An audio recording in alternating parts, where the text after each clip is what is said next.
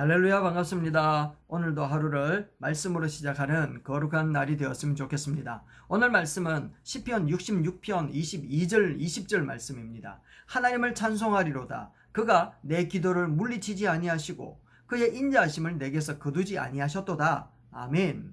시편 기자가 굉장히 기뻐하며 찬양하는 것 같습니다. 내 기도를 물리치지 아니하셨다. 그리고 그의 인자하심이 내게서 거두지 아니하셨다 라고 하는 고백을 들어보면 굉장히 기뻐하는 것 같습니다. 이와 같은 놀라운 기도의 응답이 우리 모든 분들에게 일어날 수 있게 되기를 바랍니다. 기도에는 여러분 능력이 있을까요? 기도하지 않는 사람은 아무도 없어요. 대상만 다를 뿐이죠. 그런데 아무리 똑똑한 동물이라도 기도하는 동물 여러분 혹시 본 적이 있습니까? 왜냐하면 기도는 영적인 행위이기 때문에 그렇습니다. 오직 인간만 기도를 통하여서 영적인 대상과 교제를 하는 것입니다. 그래서 기도에는 능력이 있다라고 하는 말이 나온 것 같습니다. 당장 이루어지지는 않지만 반드시 이루어진다라는 것이지요. 오늘 나온 성경의 인물인 이분도 자기의 기도가 이루어진 것에 대해서 감격하고 있지 않습니까? 예수님도 말씀하셨습니다. 본성이 악한 너희들도 아들이 떡을 달라고 하면 돌을 줄 자가 있느냐?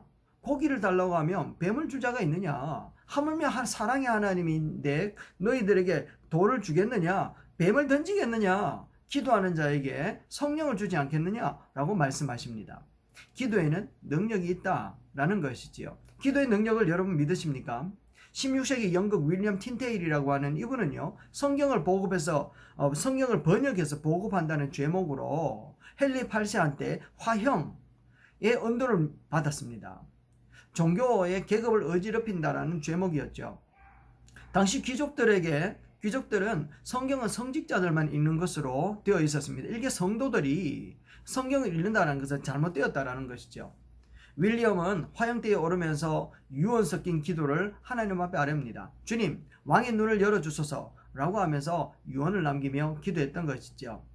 당시 이 말을 들었던 주위의 사람들은 본인의 눈이나 뜨라 라고 하면서 윌리엄을 비웃었습니다. 당장 죽을 처지에 있는 네가 무슨 왕을 걱정하느냐 라고 하면서 비웃었죠.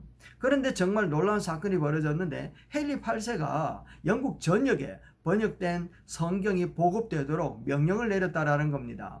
이런 결정에는 정치적인 목적도 여러 가지가 있었겠지만 그래도 이때 성경이 보급됨으로 말미암아서 모든 성도들이 하나님의 말씀을 받게 되는 역사가 일어나게 되어진 겁니다.